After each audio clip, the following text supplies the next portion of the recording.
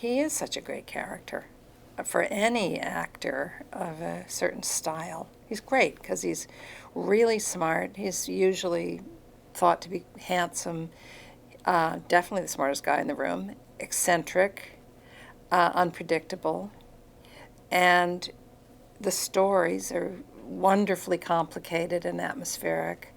Uh, and you have a straight man sidekick. So, and maybe love interest, maybe not. I mean, Conan Doyle wasn't particularly clear about that, so it depends on who's making them.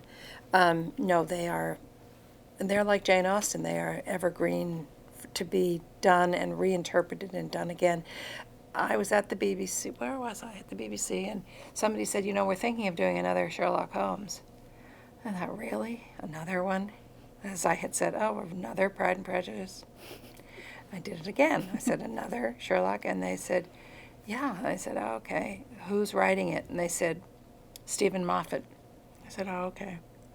And I came back to the station, and we were having a staff meeting. We have a smallish staff, and I mentioned this project. Somebody said, who's writing it? I said, Stephen Moffat. And our post-production producer, Aaron Delaney, said, Stephen Moffat, do you know who that is? And I didn't know who he was. And she said, Doctor Who. He wrote and created Doctor Who. He hadn't created it, but he wrote the new version of it. And he and Mark Gatiss were doing it. And I said, oh, well, okay. So I went back and said, I think we probably should have another look at this. And we knew Benedict because Benedict had been in lots of masterpieces and mysteries. We'd done something called To the End of the Earth. I think that was the name of it. He played a British man on a sea voyage to Australia. He played kind of a goofball. And then we did The Last Enemy, which was kind of a thriller that nobody really understood, including Benedict. When I got to know him, I asked him, he said, I don't know what that was about either.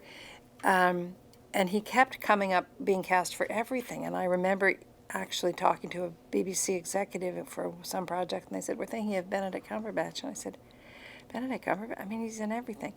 So he'd been around, and they cast him to be Sherlock and Martin Freeman to be Watson. And on paper is one thing, but it's another thing when you see the two of them together with Stephen and Mark's scripts. And I just couldn't stop smiling watching it because they had made a pilot, a 90-minute pilot.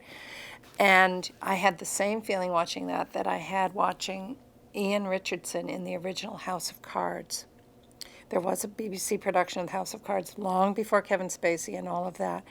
And that, too, was finished before we had a chance. And I remember just watching it, and it was so brilliantly written by Andrew Davis, so well acted.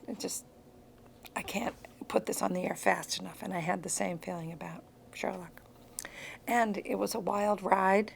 We never knew what the stories were going to be. They were loosely based on the Conan Doyle, but then Mark and Stephen would take a train ride and start talking about how they wanted to do it, and they would be really different. And Moriarty was really complicated, brilliantly played by Scott. Andrew Scott, brilliantly played. But they never would. Stephen Moffat's very cagey because they never completely reveal how they were going to handle things, even to the executive producers, until they kind of had shot them.